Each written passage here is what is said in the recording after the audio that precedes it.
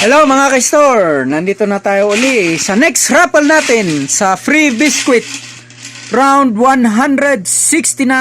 Yun, yung mga paborito ng mga kan ito, round 169.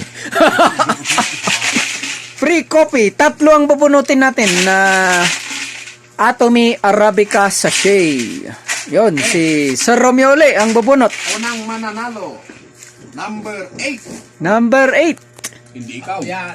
Si Brother Ray. Nako, si Santa Claus uli. Pambira. Mahal na ngayon ang sachet ng Atomy. 18 pesos. Next number, number 1. Hindi ikaw yan. Number 1, si Madam Tess. Pambira si Madam Tess. Ano to? Nananalo lagi na. Number 1. Next number, Last number. number 10. Number 10. Naku, si Brother Ray uli. Dalawang kape niya. Dalawang kape, pambira. Mga psychic ngayon ang mga tao dito.